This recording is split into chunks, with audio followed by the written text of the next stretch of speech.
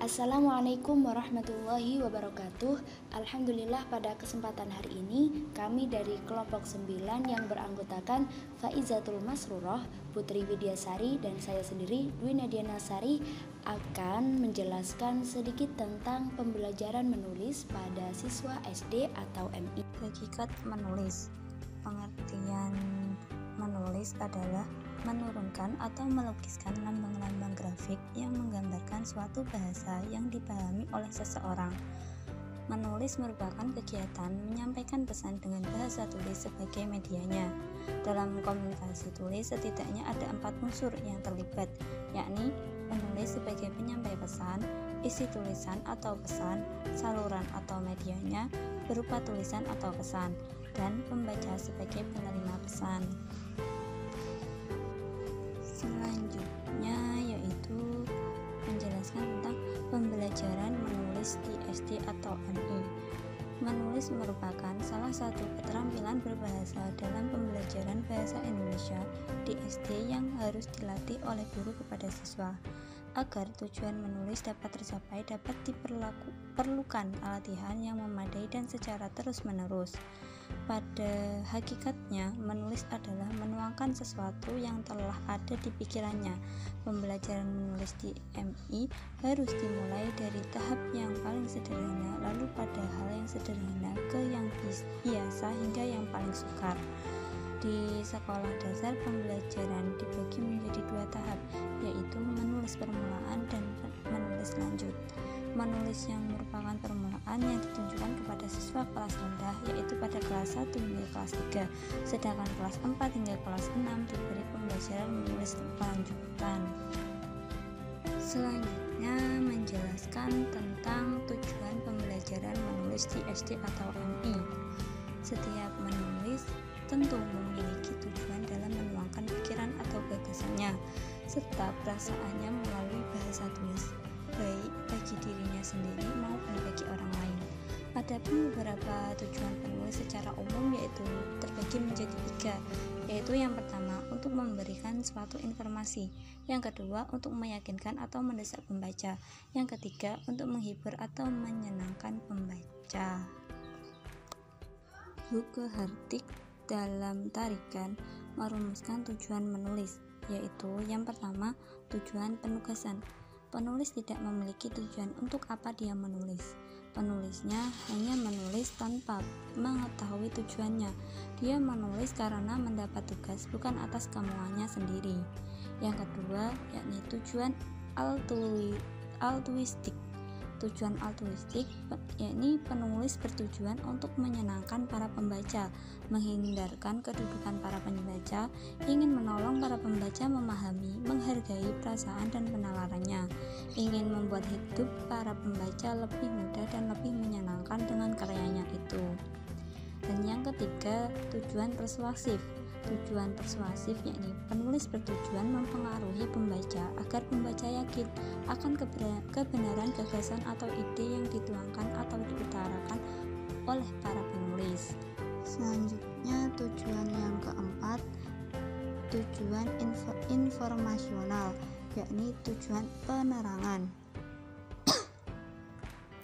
Penulis menuangkan ide atau gagasan dengan tujuan memberi informasi atau keterangan kepada pembaca. Tujuan yang kelima yaitu tujuan pernyataan diri, yakni penulis berusaha untuk memperkenalkan atau menyatakan dirinya sendiri kepada para pembaca dengan melalui tulisannya. Pembaca dapat memahami siapa sebenarnya penulis itu. Tujuan yang keenam yakni tujuan kreatif.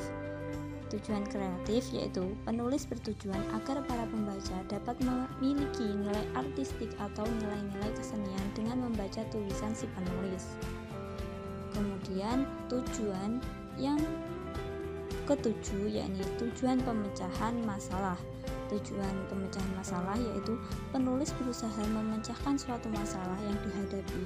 Dengan tulisannya, penulis berusaha memberi kejelasan kepada para pembaca tentang bagaimana cara pemecahan suatu masalah. Strategi pembelajaran menulis pada siswa SD atau MI.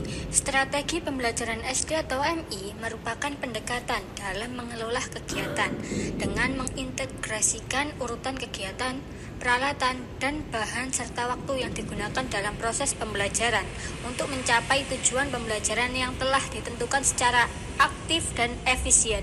Strategi pembelajaran diklasifikasikan menjadi 6, yaitu yang pertama ada strategi pembelajaran langsung yang merupakan pembelajaran yang banyak diarahkan oleh guru.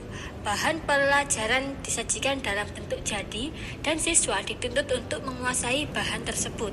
Pembelajaran langsung biasanya bersifat deduktif. Yang kedua yaitu ada strategi pembelajaran tak langsung. Strategi ini sering disebut dengan inquiry, induktif, pemecahan masalah, pengambilan keputusan, dan penemuan. Pembelajaran berpusat pada peserta didik, guru hanya sebagai fasilitator dan pengelola lingkungan belajar. Peserta didik diberi kesempatan untuk terlibat aktif dalam proses pembelajaran. Yang ketiga yaitu strategi pembelajaran interaktif. Pembelajaran ini menekankan pada diskusi dan sharing di antara peserta didik. Diskusi dan sharing memberi kesempatan peserta didik untuk bereaksi terhadap gagasan, pengalaman, pendekatan, pengetahuan, guru, atau teman sebaya, serta untuk membangun cara berpikir dan merasakan. Yang keempat ada strategi pembelajaran empirik atau eksperimental. Pembelajaran empirik berorientasi pada kegiatan induktif, berpusat pada peserta didik dan berbasis aktivitas. Yang kelima ada strategi pembelajaran mandiri.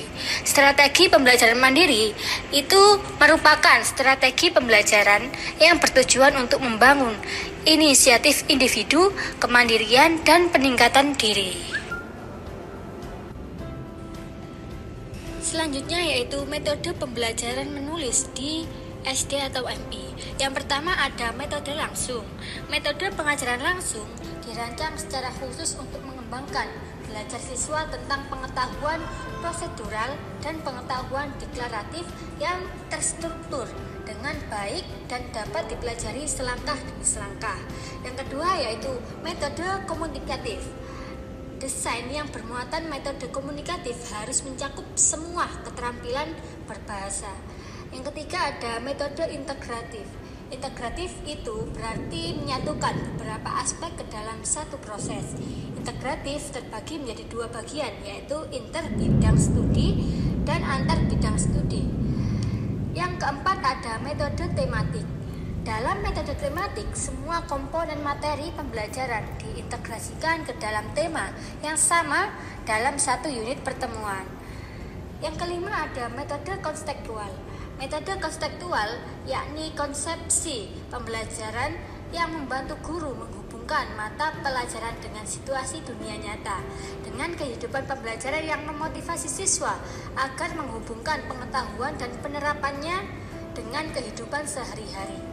Yang keenam ada metode konstruktivistik. Asumsi sentral metode konstruktivistik adalah belajar untuk menemukan. Sedangkan menurut Budi Nuryanta yang mengemukakan bahwa metode-metode mutakhir dalam pembelajaran bahasa salah satunya adalah pembelajaran menulis, antara lain yaitu Communication Language Learning atau CLL. Metode humanistik yang dapat digunakan dalam pembelajaran menulis dengan ciri bahwa fisik dan psikis siswa menjadi perhatian utama metode CLL ini. Yang kedua ada metode sugestopedi. Metode ini lebih mengarah pada pemberian sugesti kepada para siswa bahwa semua siswa dapat membuat suatu tulisan. Yang ke C ada metode total physical response.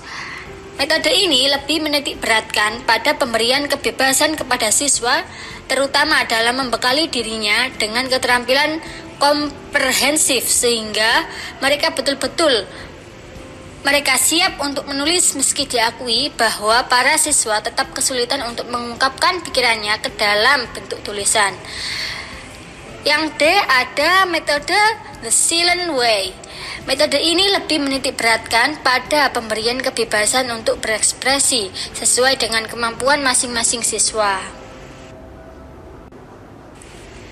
Teknik dalam pembelajaran menulis di SD atau MI. Teknik pembelajaran adalah cara konkret yang dipakai saat proses pembelajaran berlangsung.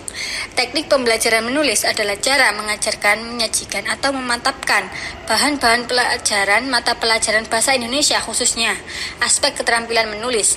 Berikut ini teknik pembelajaran menulis. Yang pertama ada teknik pancingan kata kunci. Salah satu upaya inovatif dalam mengemas pembelajaran menulis puisi adalah dengan aplikasi teknik pancingan kata kunci. Dengan keunggulan, siswa yang mulanya sulit untuk menemukan kata-kata yang cocok untuk dituangkan dalam puisi menjadi lebih terbantu karena teknik ini melatih siswa dari satu kata kemudian bertahap menjadi baris, kemudian bait, begitu seterusnya sampai menjadi puisi yang utuh. Adapun kelemahannya yaitu siswa yang merasa sudah bisa akan cenderung dibatasi dalam pemilihan katanya. Jadi, sebaiknya seorang guru dapat memahami kondisi siswa. Yang kedua adalah teknik 3M. Teknik 3M merupakan singkatan dari mengamati, meniru, dan menambahi. Teknik 3M ini sesungguhnya bukanlah hal yang sangat baru.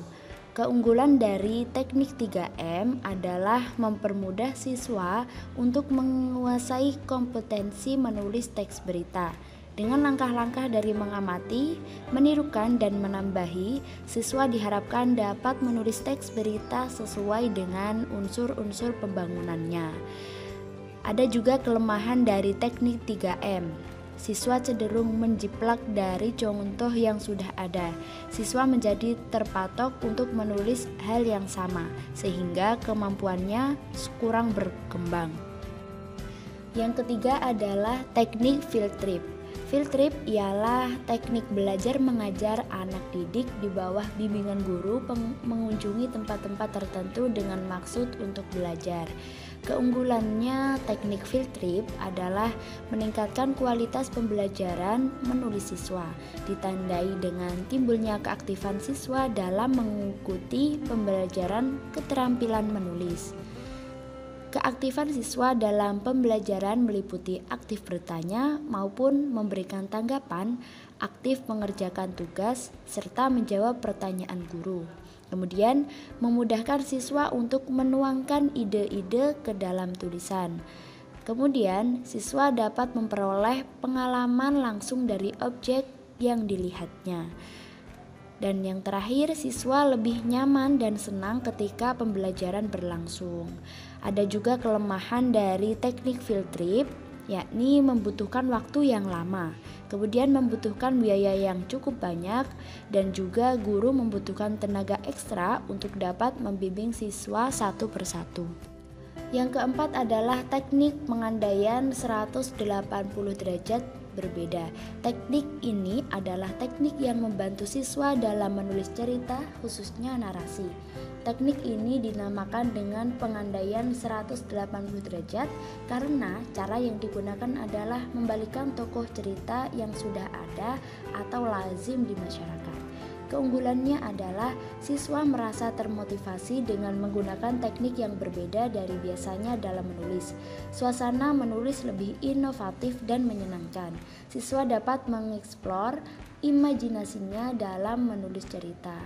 Adapun kelemahan dari teknik pengandaian 180 derajat berbeda yakni belum dapat ditemukan dalam penerapan teknik ini. Selanjutnya yang kelima adalah teknik kancing gemerincing. Teknik kancing gemerincing adalah teknik yang digunakan untuk meningkatkan keterampilan menulis dalam melengkapi cerita rumpang. Adapun kelebihan atau keunggulan teknik kancing gemerincing, yakni suasana pembelajaran menulis lebih imotif sehingga siswa lebih tertarik untuk mengikuti pembelajaran,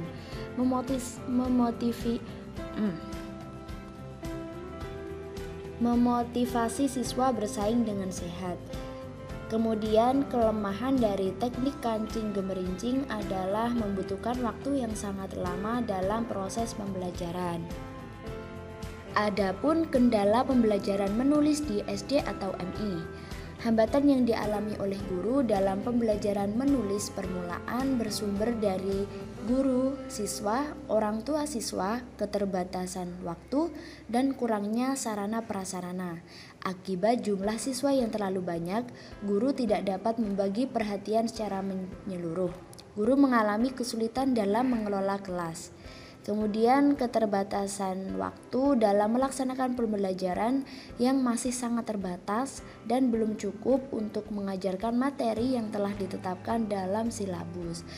Kemudian kurangnya kemampuan guru menerapkan metode pembelajaran yang lebih efektif dan inovatif. Selanjutnya, kemampuan siswa dalam menulis huruf tegak bersambung masih sangat rendah. Kemudian kurangnya sarana dan prasarana dalam pembelajaran membaca, menulis permulaan juga merupakan kendala yang tidak dapat diabaikan. Guru tidak dapat memberikan perhatian secara menyeluruh sehingga banyak siswa yang membuat gaduh dan tidak memperhatikan pada saat melaksanakan kegiatan pembelajaran.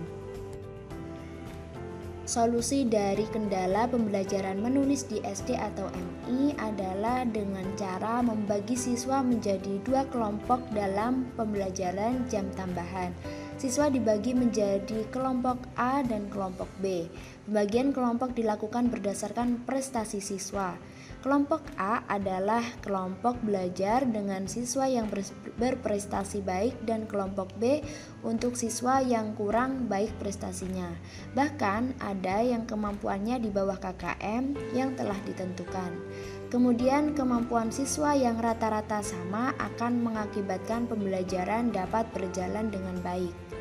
Kemudian, guru harus mampu memilih dan menggunakan media yang dapat membantu kelancaran pembelajaran dan dapat menarik minat siswa untuk belajar.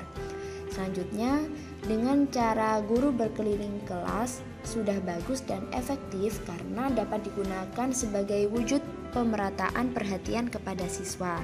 Selanjutnya, dengan memberikan jam tambahan supaya keterbatasan waktu dalam penyampaian materi teratasi. Kemudian dengan cara selalu berusaha untuk membuat siswa aktif.